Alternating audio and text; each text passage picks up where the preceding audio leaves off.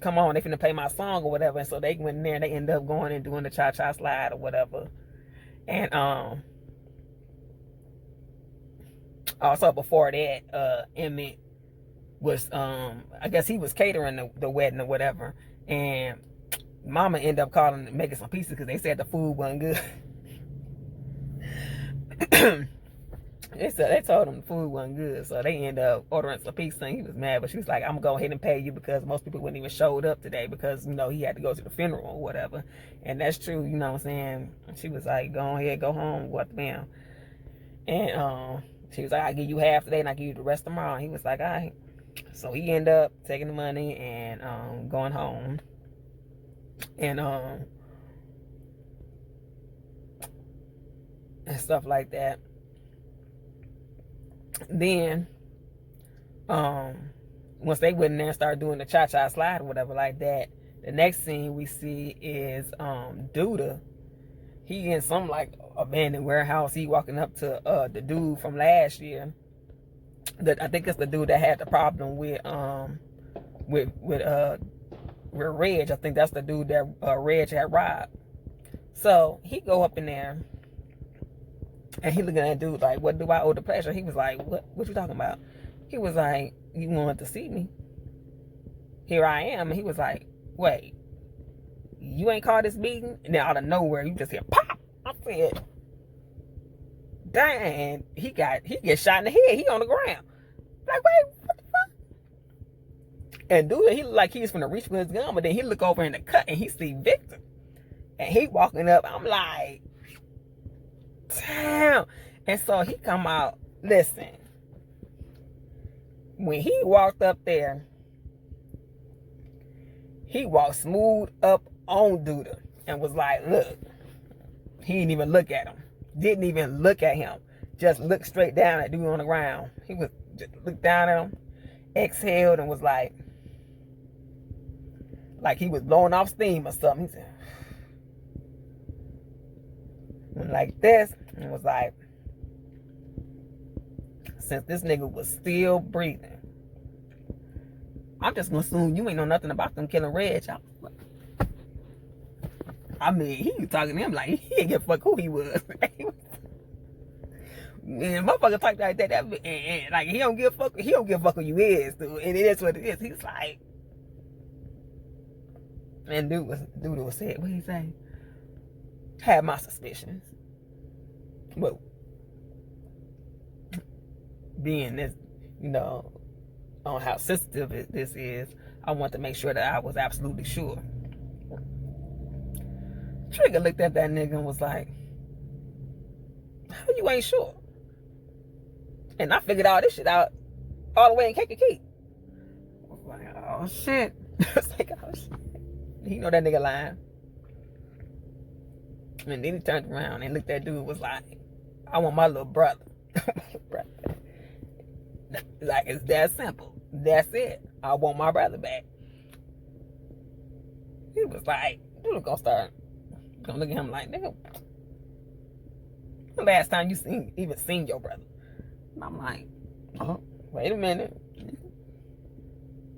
He was like, "What, you went to jail in like, what, 2013? I'm like, "Hold on, why you putting his business out there like that?" Like, and I'm looking at the screen like, "And don't be putting baby business out there." And he's like, "That boy ain't seen you since he was 8. He wouldn't even be able to pick you up out of lineup." I'm like, "Hold on. First of all, we're not gonna be coming for Bay like this." My ass, I'm up here at the screen like, "Hold on, we're not gonna do this." And then he something there, while he laughing, he just got a straight face looking at him like, "Nigga, I ain't laughing like this." I'm like, this motherfucker is like stone cold. He don't give up. Like, he ain't even flinch, laugh, nothing. He just looking at this nigga like you think I'm playing with you, like for real. He was like, "What you gonna do for him?" He's like, "Nigga, Reg is supposed to take care of him." He was like, "Well, Reg ain't make that shit official, so your mother, signed over guardianship to me." And he was like, "Yeah, of course she did. So how much he worth?" And he was like, "A whole lot, but don't worry, she did the right thing." He's like, "No, the right thing would have been to call me."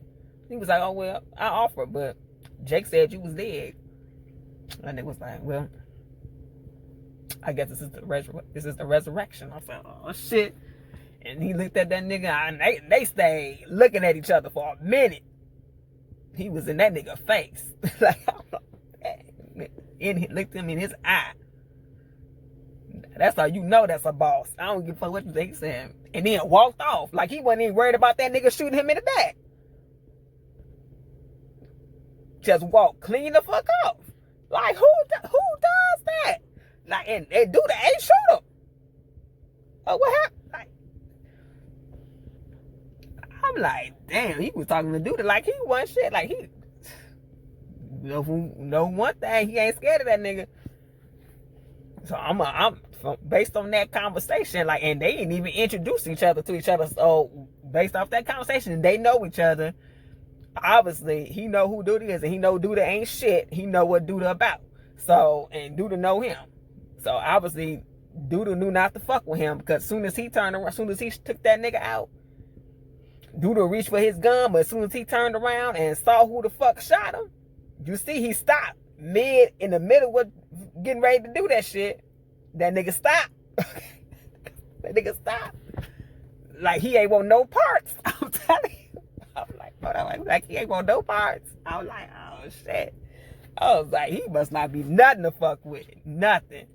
So then after that, I believe they show Keisha and them, her mom was giving her some money to take over there to Emmett.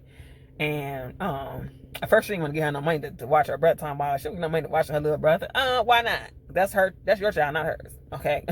Why shouldn't you give your daughter money to watch her little brother? Lady bye. So that's just the way I feel about it. But anyway, after that, we see Emmett. He at the house with his baby mama, and she packing up some shit. I guess she's selling weed. She's putting it all in containers and stuff, and he telling her about his day or whatever. Don't really care about it. Just want to throw that up in there.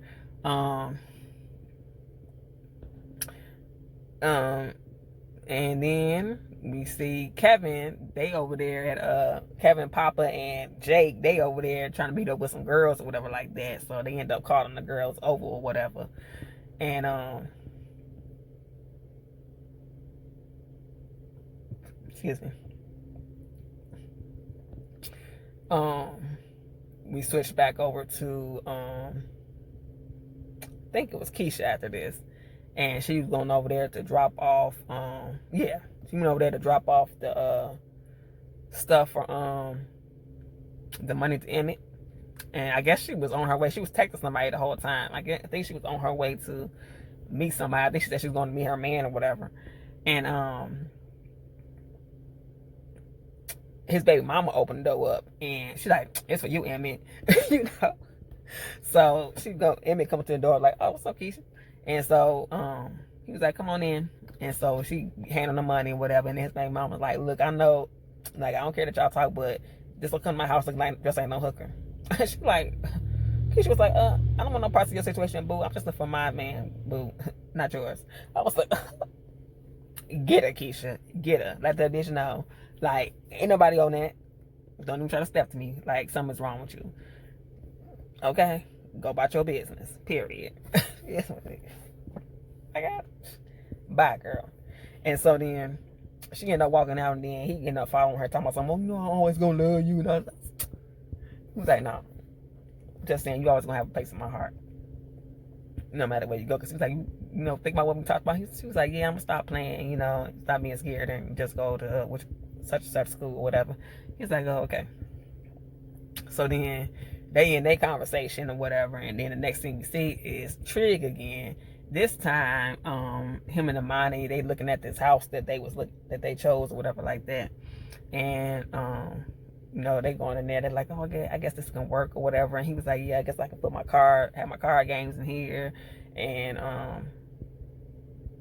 she was like, "You know, I can put my barber stuff here." Bam.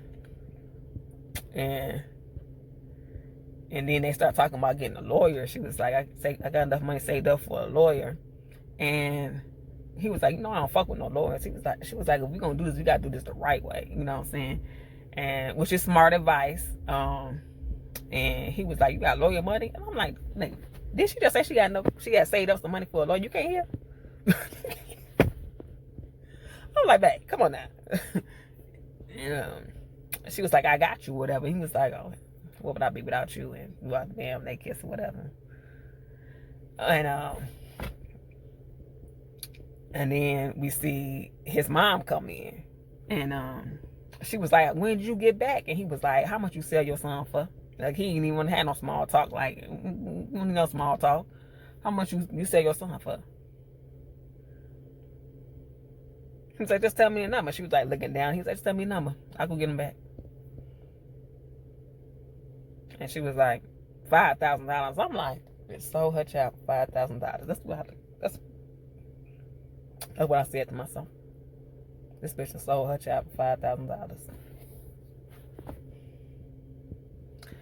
He was like, I'll give you 10, but you gotta go down to the courthouse and tell them that you want your son back and that you clean. She was like, I don't think I can. I'm like, man, you better do something. Talking about you don't think you can.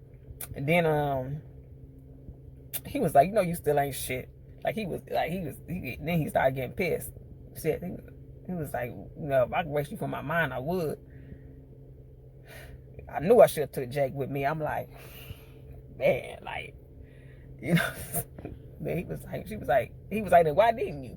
I think that's what she said. Why didn't you? He was like, cause I ain't his fucking mama, you is. I'm like, oh, well, dang, like he cussed her straight the fuck out, like. Like, I ain't want this for Jake. We out the bam, you know what I'm saying? Like, me and Reg just fucked up, and because we never felt like we was wanted it, and I ain't want that for Jake. I wanted better for him. He deserved better. We out the bam.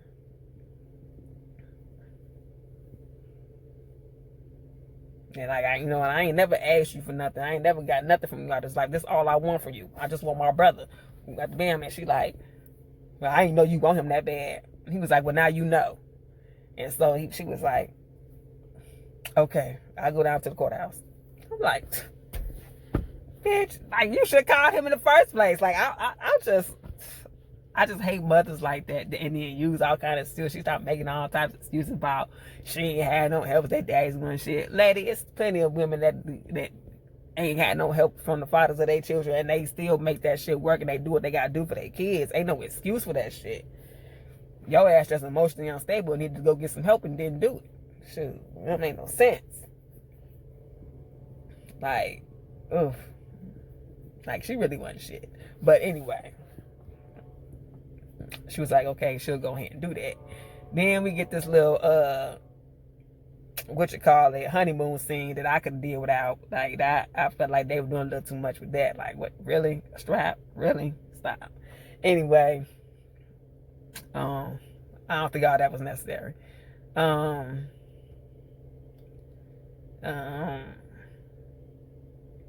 Then after that, I believe we see Papa and them again. The girls then showed up, and then Maisha then showed up with him. He was like, Kevin opened the door like, hi, Maisha. She was like, yeah, me and old girl go way back. We walked the band, so they go up in there. And Papa like, no, something was good to Maisha. I think, I might want to holler at his. He asked Kevin permission or like that. He was like, it ain't nothing to me. That's up to her if she want to do something. But, treat her right. She's special. Walk the band. So they shook on it and whatever like that. And he ended up, they going to separate rooms and stuff like that. And with the girls or whatever. And then we go back, I think, to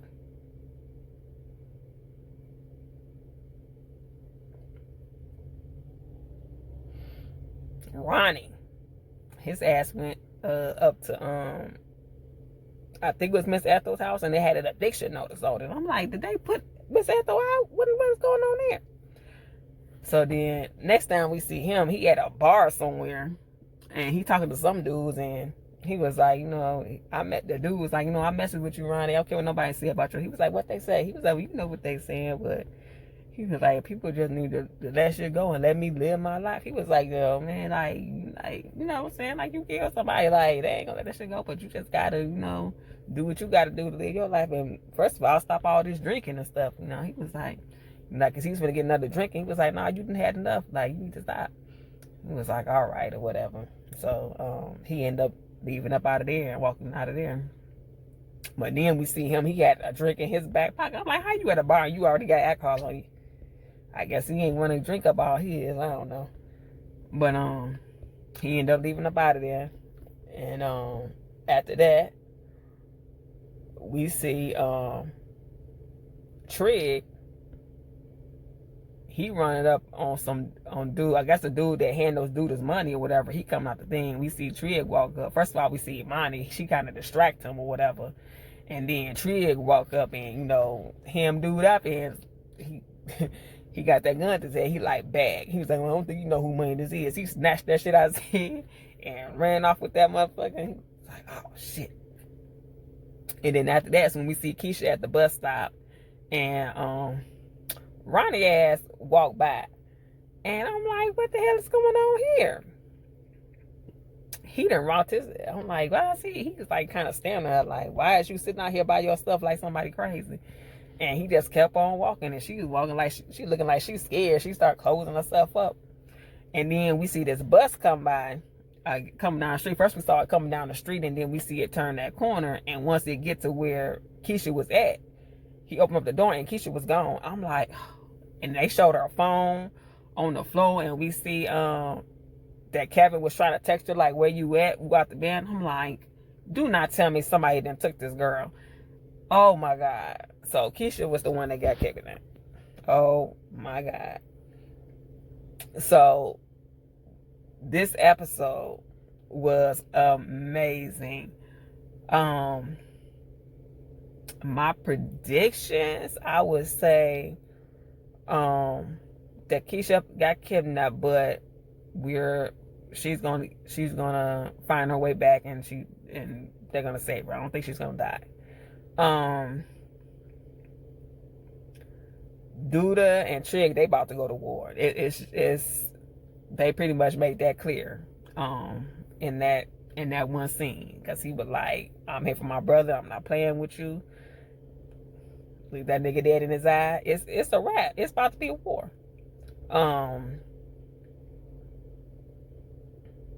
Yeah, it's about to be a war. Kevin's gonna have a hard time, you know, because his sister gonna be missing. And that's it. I don't really have no.